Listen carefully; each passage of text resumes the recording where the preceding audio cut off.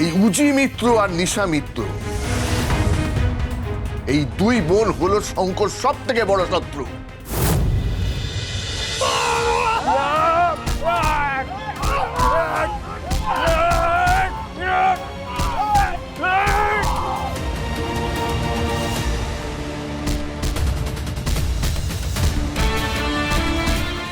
মালটা অজ্ঞান হয়ে গেছে। তোদের যে ক্লাবের ব্যাপারে বলেছিলাম, যেখানে জন্মদিনের অনুষ্ঠান চলছে, বাইরে ফেলে দিয়ে কেটে পড়বি। চল। ওকে বস। দে দে দে দে দে, চল দে, চল চল চল চল, নিয়ে যা।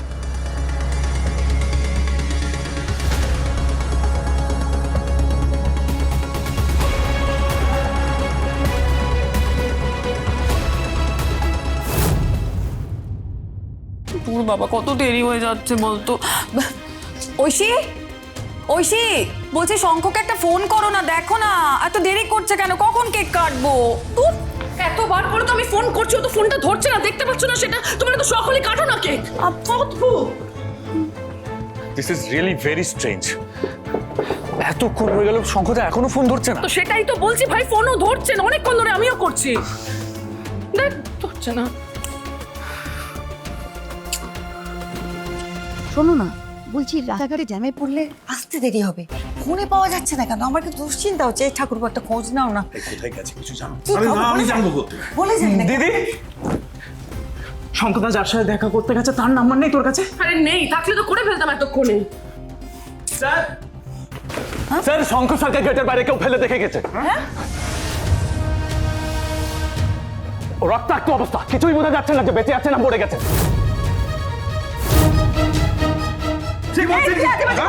প্লিজ আসুন স্যার। না না না, শঙ্খদা, শঙ্কর,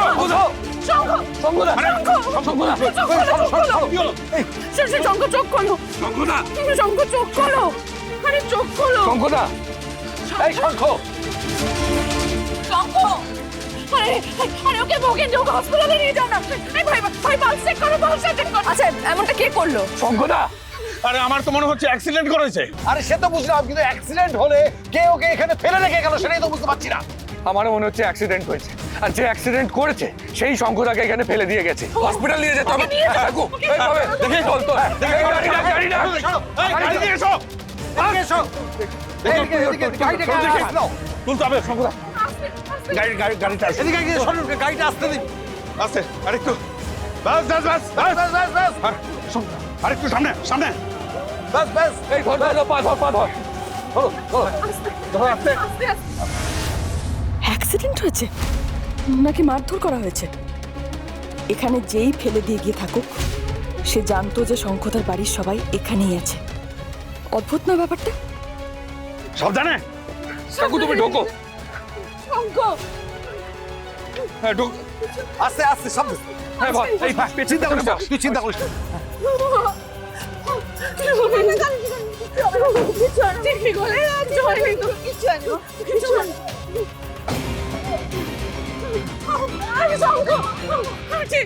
কিছু হবে না, কিছু হবে না তোমার, কিছু হবে না তোমার, আমার ভয় লাগছে, কিছু হবে না তোমার,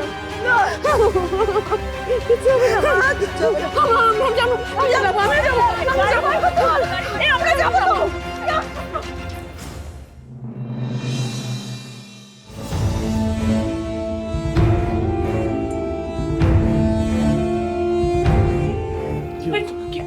কি অবস্থা ওর? খুব বাজেভাবে আহত হয়েছেন শঙ্খবাবু। মানে অ্যাক্সিডেন্ট তাই তো? শুধু অ্যাক্সিডেন্ট নয়, মারধর করে ওনাকে ফেলে রাখা হয়েছিল।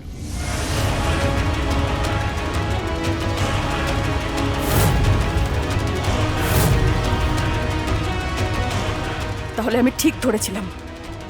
মারধর?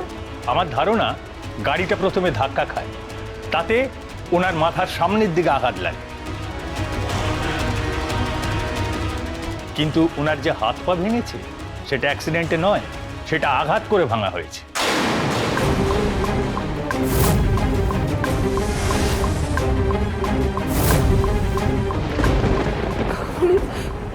কি সাংঘাতিক। ঠিক হবে, ঠিক হয়ে যাবে তো? ইয়েস, ওনার পিঠে ঘষ্টানো কালছিটে যে দাগ দেখা গেছে, তাতে করে আমার মনে হয় ওনাকে গাড়ি থেকে টেনে বার করা হয়েছে, তারপর তাকে একাধিক আঘাত করে হাত পা ভেঙে ফেলা হয়েছে। কি বলছেন আপনি?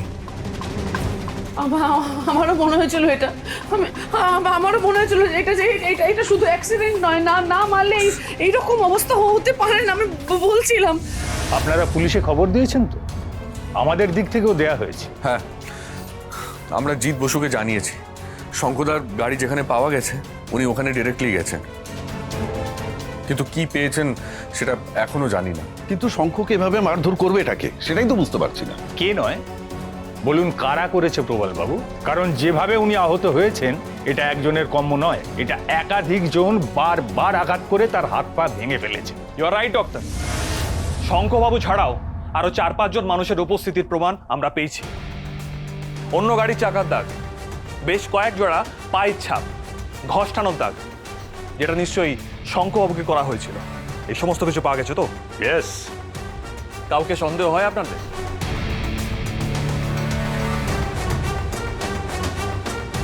ইশিকা দেবী, শঙ্খবাবু কাদের সঙ্গে মেলামেশা করতেন আপনি নিশ্চয়ই জানেন। তাদের মধ্যে কি কারোর উপর সন্দেহ হয় আপনার?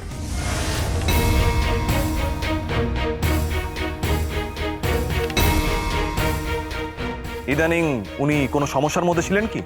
সমস্যা বলতে আপনি তো জানেন অফিসে শঙ্খ আর মেসমশাইকে ভাই বিজনেসে ঢুকতে দিচ্ছিল না। ওটা নিয়ে শঙ্খ মেন্টালি একটু ডিস্টার্ব ছিল, কিন্তু ও তো বসে ছিল না, ও তো কাজ করছিল নিজের মতন করে। মানে তারপরেও এটা কি হলো? তার মানে আপনি বলতে চাইছেন যে শঙ্খবাবুর কোনো শত্রু থাকলেও আপনার কোনো আইডিয়া নেই যে সে কে? শঙ্খবাবুকে শুধু ধাক্কা দেওয়া হয়নি, প্রথমে ওনার গাড়িতে ধাক্কা দিয়ে ওনাকে আহত করা হয়েছিল, তারপর ওনাকে গাড়ি থেকে বের করে নির্মমভাবে মারা হয়েছিল।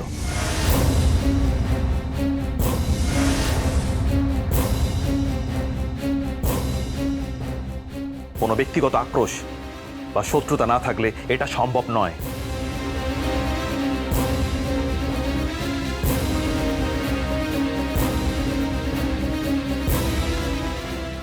একদম ঠিক কথা বলেছেন। ব্যক্তিগত আক্রোশ থেকেই এটা করা হয়েছে। আর শঙ্কর শত্রু কে হতে পারে সেটা তো আপনার গেস করা উচিত ছিল মিস্টার বাসু। এই উজি মিত্র আর নিশা মিত্র, এই দুই বোন হলো শঙ্কর সব থেকে বড় শত্রু।